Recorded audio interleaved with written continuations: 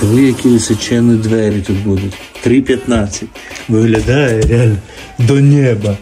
Просто до неба. Опа, фу, пытка. Забач. На Сигма. Ребенок, що? Італійська, вау, Lamborghini стоїть. Даже не допитую. І забач. Яка цегляна. Це дуже дуга делікатна праця. Розумієш? Ота цегла. Дуже дуга. Невчиська плитка же то мог і зробити. Забач. Опа. Отак от. Ну.